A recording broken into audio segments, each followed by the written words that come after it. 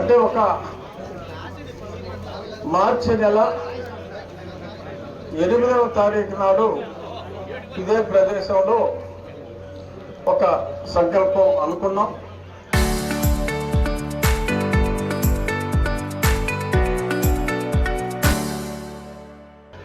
ఆ అనుకున్న తర్వాత పెద్దలు వేణుగోపాలరాజు గారితో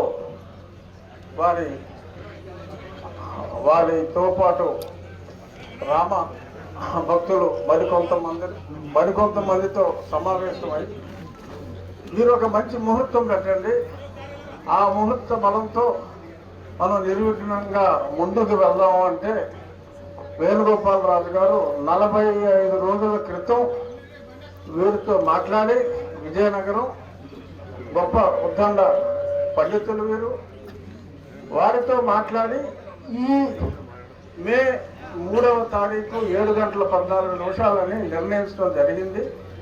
ఒకవేళ అది కాకపోతే అని వేరే ముహూర్తం అంటే అక్కర్లేదు, అదే ముహూర్తానికి చేద్దాం.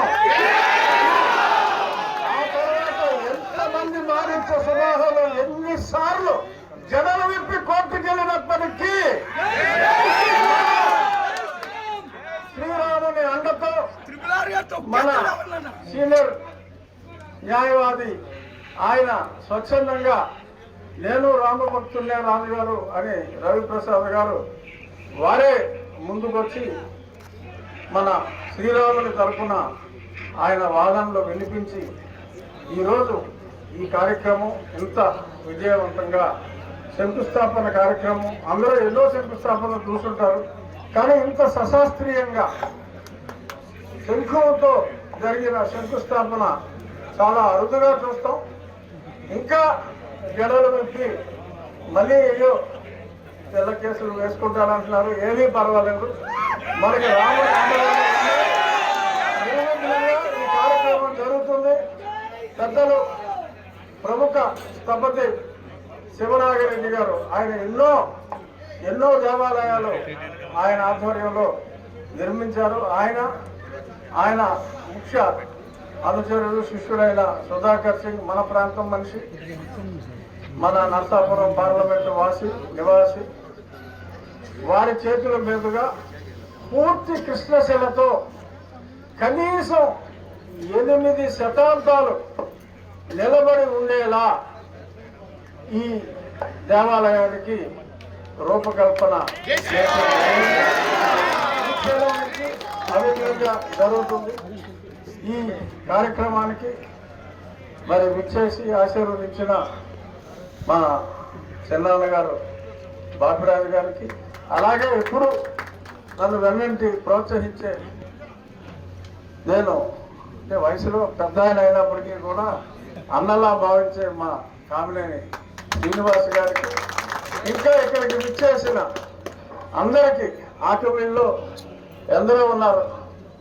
ప్రసాద్ గారు, ఉమా, చెప్పాలంటే పేర్లు గణపతి, సాయి, అలా ఎందరో ఉన్నారు.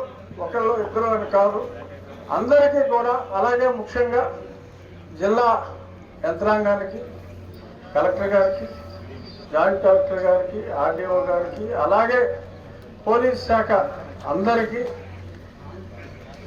లోకల్ మున్సిపల్ కమిషనర్, ఎంఆర్ఓ, వీళ్ళందరి మీద కూడా వారి డ్యూటీ వారు చేసినందుకు కేసేస్తానని కూడా చెప్పారు.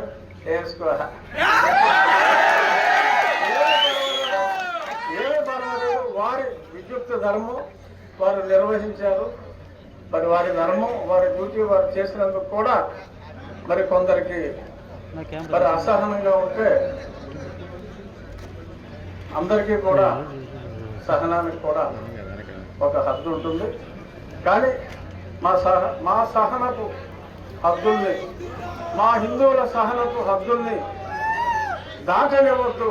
మా పరిధిలోనే మేము ఉంటాం, బలవంతంగా మా పరిధి దాటే ప్రయత్నం చేయొద్దు అని చెప్పి ఆ కొందరికి కూడా పత్రికాముఖంగా సవినయంగా తెలియజేస్తూ, మనం చూస్తూ ఉండగా సహాయం చేసిన వాళ్ళు ఎందరో ఉన్నారు. కానీ తెర వెనుక సహాయం చేసిన వాళ్ళు ఇంకెందరో ఉంటారు. వారు లేకపోతే ఇంత అద్భుతంగా ఈ ఫంక్షన్ ఈరోజు జరగదు. వారి పేర్లు నేను ఇప్పుడు చెప్పటం భావ్యం కాదు కనుక తెర వెనుక అదృశ్య శక్తిలా ఉంది ఈ కార్యక్రమం ఇంత అద్భుతంగా జరగడానికి సహకరించిన ఆ అదృశ్య దేవుడు లాంటి మనుషులకు కూడా ఈ సందర్భంగా నా హృదయపూర్వక ధన్యవాదాలు తెలియజేస్తూ